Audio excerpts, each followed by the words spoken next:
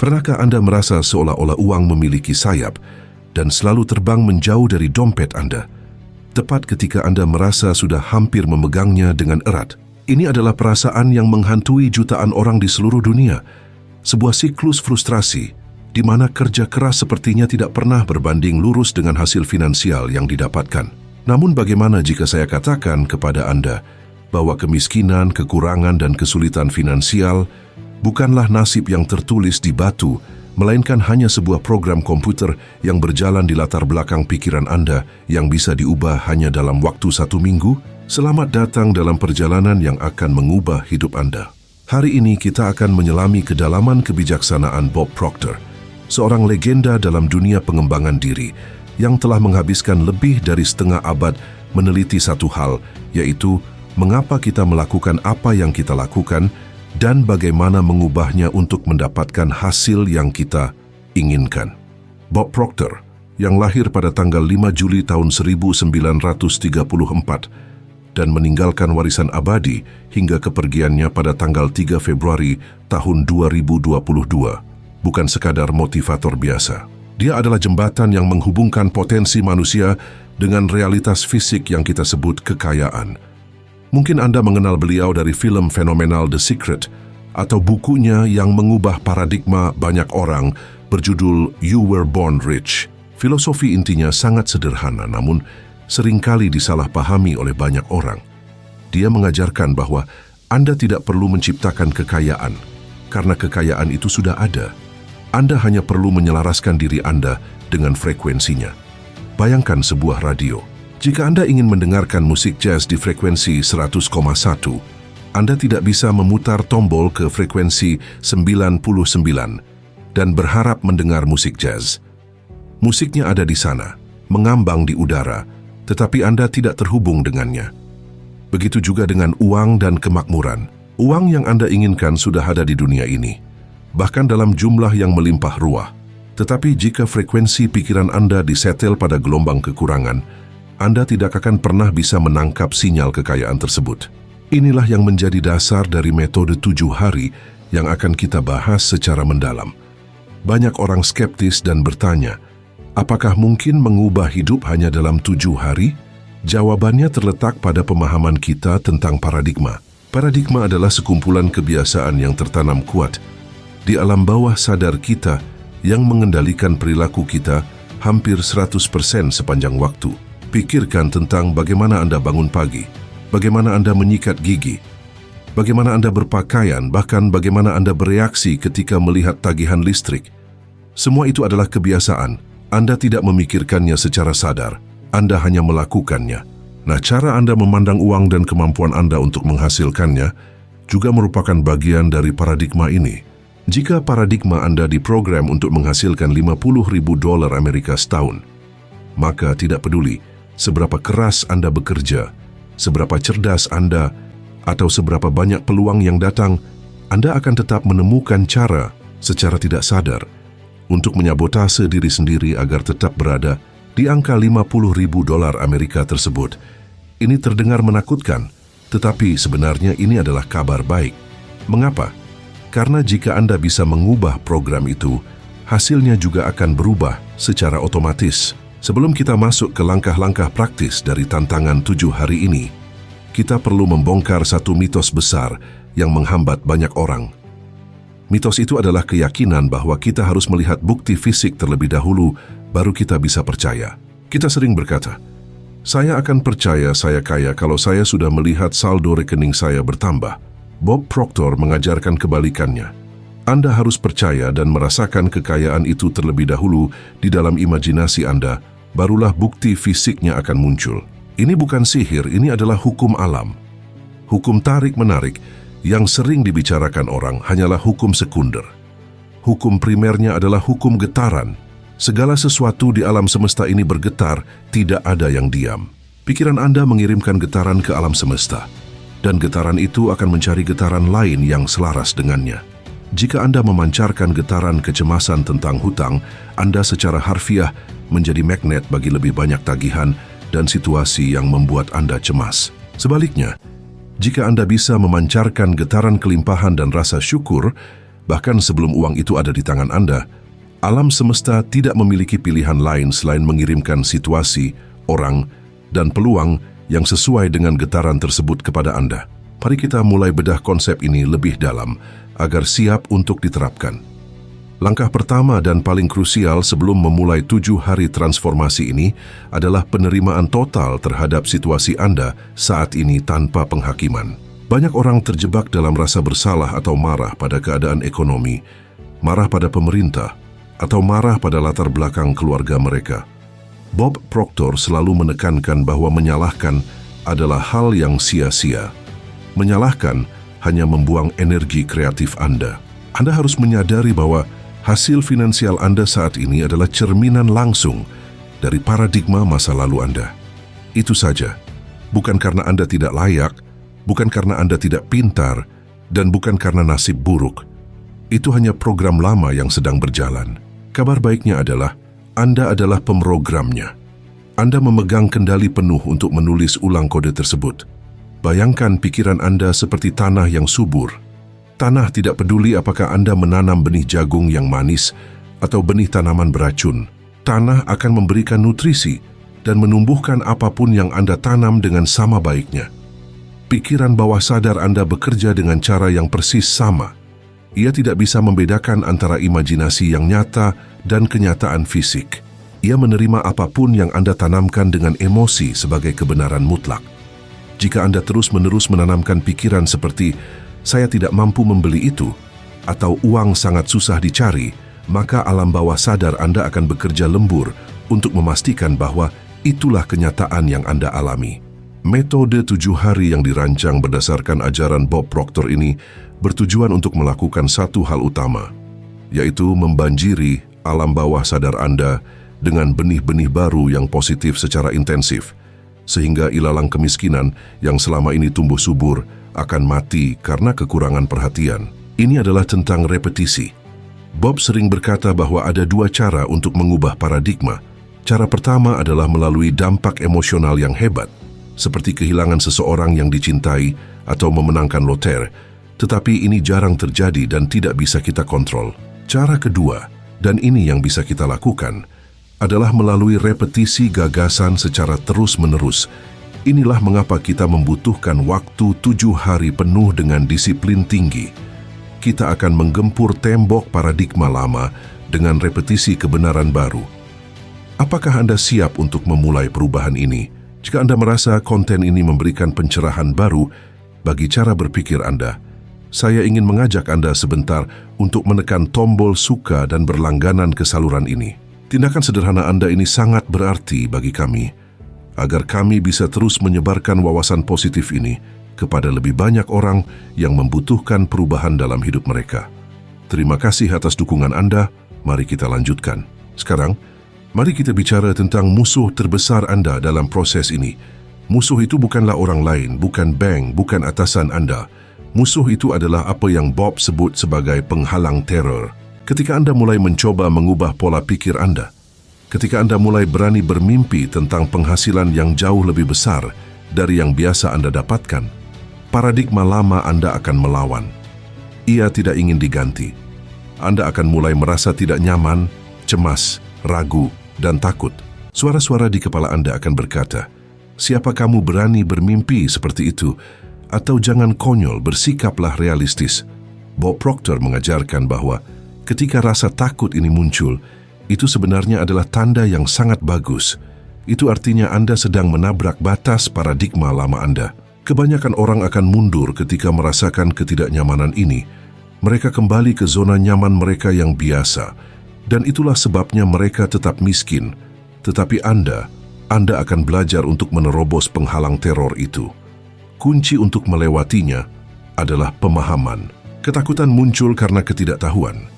Ketika Anda memahami bahwa ketakutan itu hanyalah reaksi kimia di tubuh yang disebabkan oleh paradigma yang terancam, Anda bisa memilih untuk terus melangkah meskipun merasa takut. Keberanian bukanlah ketiadaan rasa takut, melainkan bertindak meskipun rasa takut itu ada. Dalam konteks manifestasi 7 hari ini, kita akan menggunakan alat yang sangat kuat yang disebut kartu tujuan. Bob Proctor selalu membawa kartu tujuan di sakunya sejak tahun 1961. Kartu ini bukan sekadar kertas dengan tulisan. Kartu ini adalah alat fokus. Di atasnya tertulis tujuan utama yang ingin dicapai, ditulis dalam bentuk waktu sekarang. Kalimatnya selalu dimulai dengan, "Saya sangat bahagia dan bersyukur sekarang karena..." Perhatikan kata kuncinya sekarang. Kita tidak menulis saya ingin punya uang $10.000 Amerika, karena kata ingin menyiratkan bahwa Anda belum memilikinya, dan itu menegaskan kekurangan. Kita menulis seolah-olah hal itu sudah terjadi. Misalnya, saya sangat bahagia dan bersyukur sekarang karena saya memiliki penghasilan $20.000 Amerika setiap bulan yang datang dari berbagai sumber dengan cara yang menyenangkan. Ketika Anda menulis ini dan membacanya berulang kali, Anda sedang mengirimkan instruksi baru ke alam bawah sadar. Pada awalnya, pikiran sadar Anda mungkin akan menolaknya dan berkata, "Ini bohong." Abaikan suara itu. Teruslah membaca, dan yang lebih penting, teruslah merasakan emosinya. Emosi adalah perekat yang menempelkan ide ke alam bawah sadar. Tanpa emosi, afirmasi hanyalah kata-kata kosong. Anda harus menutup mata dan benar-benar membayangkan bagaimana rasanya memiliki uang tersebut. Apa baunya? Bagaimana tekstur pakaian yang Anda beli? Bagaimana senyum di wajah pasangan Anda saat Anda memberitahu mereka bahwa hutang sudah lunas? Rasakan kelegaan itu, rasakan kegembiraan itu sekarang juga. Ini adalah latihan mental yang berat. Mungkin lebih berat daripada mengangkat beban di pusat kebugaran karena pikiran kita sangat liar dan sulit dijinakkan. Namun, inilah harga yang harus dibayar untuk kebebasan finansial. Salah satu konsep menarik yang sering dibahas oleh Bob adalah tentang hukum kompensasi. Hukum ini menyatakan bahwa jumlah uang yang Anda peroleh akan selalu berbanding lurus dengan 3 hal, yaitu kebutuhan akan apa yang Anda lakukan, kemampuan Anda dalam melakukannya, dan kesulitan untuk menggantikan Anda. Jika Anda ingin memanifestasikan kekayaan, Anda harus fokus pada peningkatan nilai yang Anda berikan. Banyak orang hanya fokus pada mendapatkan uang tanpa memikirkan nilai apa yang mereka berikan. Uang hanyalah alat tukar untuk jasa atau produk. Semakin banyak orang yang Anda bantu, semakin besar masalah yang Anda selesaikan. Semakin banyak uang yang akan mengalir kepada Anda. Dalam tantangan 7 hari ini, kita tidak hanya duduk diam dan bermeditasi. Kita juga akan mengambil tindakan yang terinspirasi. Apa bedanya tindakan biasa dengan tindakan terinspirasi? Tindakan biasa adalah kerja keras yang melelahkan karena didorong oleh rasa takut atau kewajiban. Tindakan terinspirasi adalah langkah yang Anda ambil ketika Anda merasa antusias, ketika ide muncul tiba-tiba setelah Anda melakukan visualisasi. Mungkin Anda tiba-tiba teringat teman lama dan merasa harus meneleponnya, atau Anda mendapatkan ide untuk produk baru. Ikuti dorongan itu segera. Jangan menunda. Keraguan adalah pembunuh ide. Alam semesta menyukai kecepatan. Ketika Anda berada dalam frekuensi yang tinggi, ide-ide cemerlang akan mulai berdatangan. Tugas Anda adalah menangkapnya dan merealisasikannya. Mari kita bahas lebih dalam tentang struktur 7 hari ini. Hari pertama adalah tentang detoksifikasi mental. Anda tidak bisa memasukkan perabot baru yang indah ke dalam rumah yang penuh dengan sampah. Anda harus membersihkannya dulu. Pada hari pertama, tugas Anda adalah mengamati pikiran Anda sendiri seperti seorang detektif. Setiap kali Anda menangkap diri Anda berpikir negatif tentang uang, misalnya saat Anda mengeluh tentang harga bensin yang naik atau merasa iri melihat mobil mewah orang lain, Anda harus segera menghentikannya. Katakan pada diri sendiri, batal, dan ganti pikiran itu dengan kebalikannya. Jika Anda berpikir saya tidak mampu membelinya, ubah seketika menjadi bagaimana caranya saya bisa membelinya. Pertanyaan membuka pikiran, pernyataan menutup pikiran. Ketika Anda bertanya bagaimana, otak Anda mulai mencari solusi. Ketika Anda berkata tidak bisa, otak Anda berhenti bekerja. Ini adalah latihan kesadaran yang sangat intens. Anda akan terkejut betapa seringnya kita berpikir negatif dalam satu hari tanpa menyadarinya. Hari pertama ini mungkin akan melelahkan, tetapi ini adalah fondasi yang sangat penting. Tanpa kesadaran, tidak ada perubahan yang bisa terjadi. Hari kedua adalah tentang membangun visi. Disinilah Anda mulai menulis kartu tujuan Anda dengan sangat spesifik. Jangan takut untuk bermimpi besar. Bob Proctor pernah berkata, jika tujuan Anda tidak membuat Anda takut dan sekaligus sangat bersemangat, maka tujuan itu terlalu kecil. Tujuan yang baik harus membuat Anda bertumbuh. Jangan menetapkan tujuan yang Anda sudah tahu cara mencapainya, karena itu tidak akan mengubah paradigma Anda. Tetapkan tujuan tipe C, yaitu tujuan yang Anda inginkan murni karena fantasi dan keinginan hati, meskipun Anda belum tahu bagaimana cara mendapatkannya. Logika akan berkata tidak mungkin, tetapi iman akan berkata segalanya mungkin. Tuliskan tujuan itu di kartu seukuran kartu nama, agar bisa Anda bawa kemana saja. Mengapa harus dibawa kemana saja? Agar setiap kali Anda merogoh saku, jari Anda menyentuh kartu itu dan memicu ingatan Anda akan tujuan tersebut. Ini adalah teknik pemicu fisik untuk menjaga pikiran Anda tetap pada frekuensi yang benar. Bacalah kartu itu sesering mungkin, minimal setiap pagi setelah bangun tidur dan setiap malam sebelum tidur. Mengapa waktu-waktu ini penting? Karena saat bangun dan menjelang tidur, gelombang otak kita berada dalam kondisi theta atau alfa, yaitu kondisi di mana pintu gerbang ke alam bawah sadar terbuka lebar. Ini adalah waktu emas untuk melakukan pemrograman ulang. Hari ketiga dalam proses ini adalah visualisasi kreatif. Ini bukan sekadar melamun. Melamun adalah membiarkan pikiran Anda mengembara tanpa arah. Visualisasi kreatif adalah mengarahkan imajinasi Anda secara sadar untuk membangun adegan kehidupan yang Anda inginkan di layar mental Anda. Anda adalah sutradara, penulis skenario, dan aktor utama dalam film kehidupan Anda sendiri.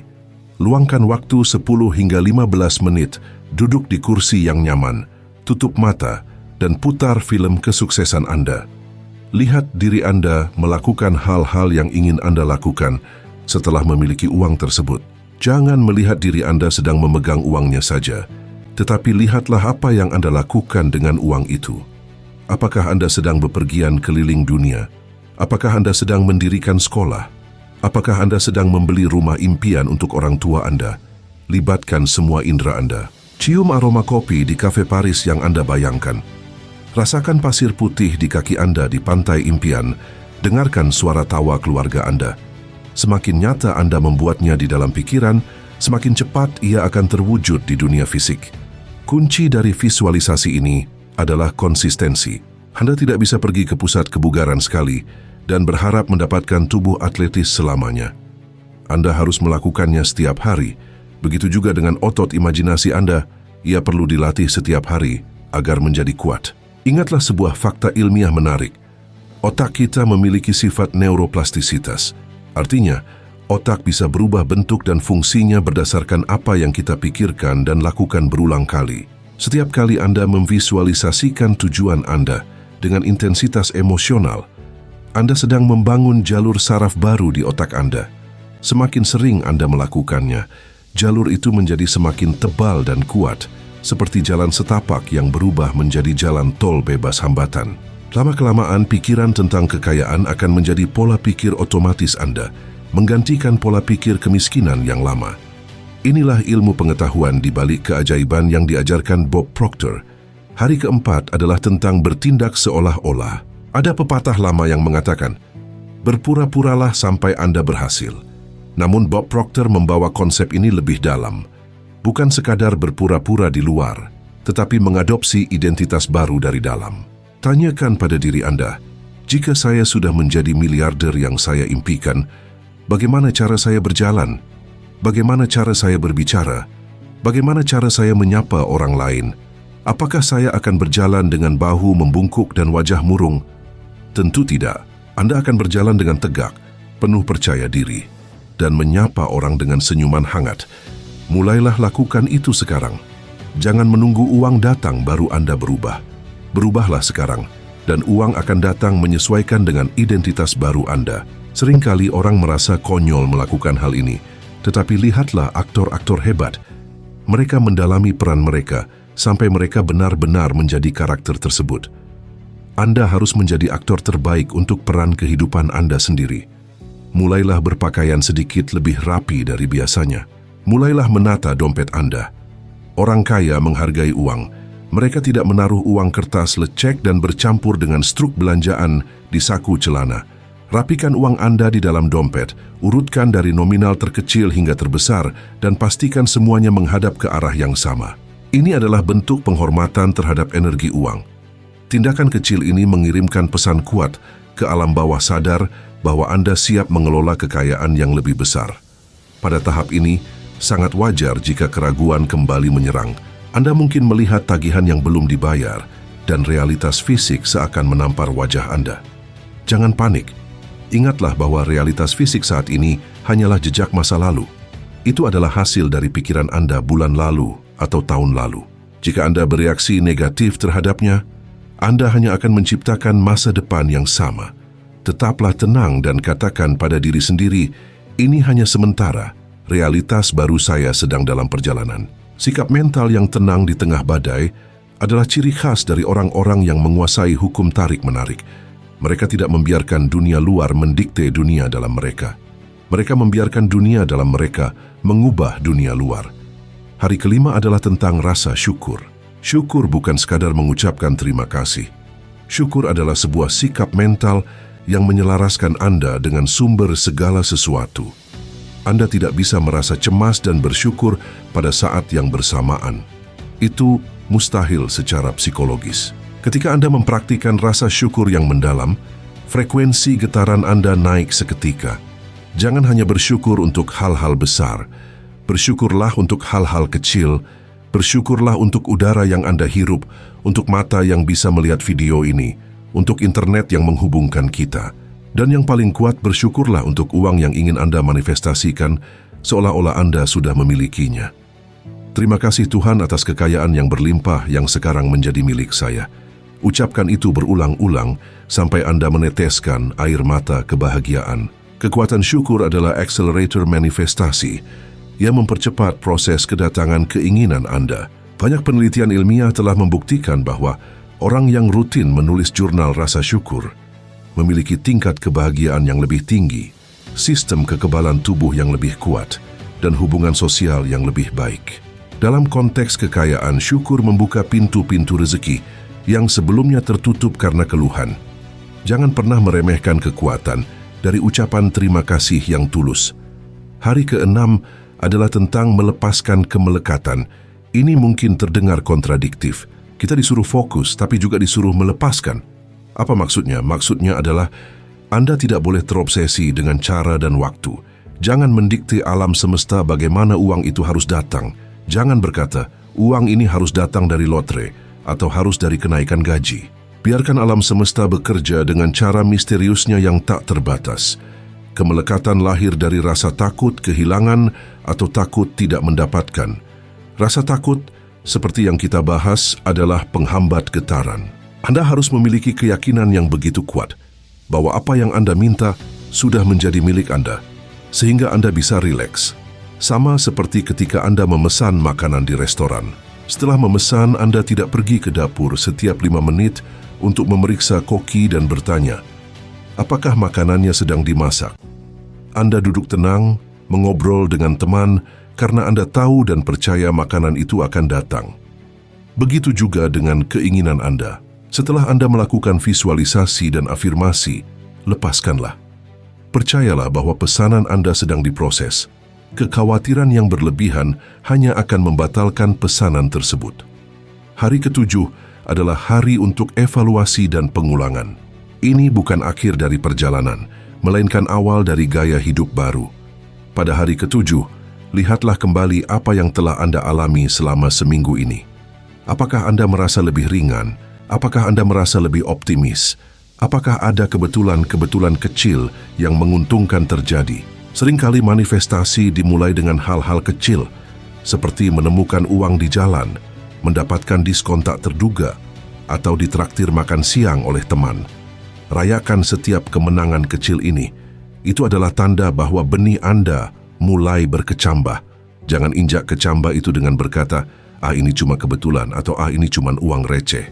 Sambutlah dengan gembira dan katakan, ini berhasil, aliran kekayaan mulai terbuka. Ingatlah bahwa metode ini bukanlah pil ajaib yang Anda telan sekali lalu sembuh selamanya. Ini adalah latihan mental. Seperti mandi. Anda tidak mandi sekali untuk seumur hidup, Anda mandi setiap hari untuk menjaga kebersihan. Begitu juga dengan pikiran Anda perlu membersihkannya dari kotoran negatif setiap hari.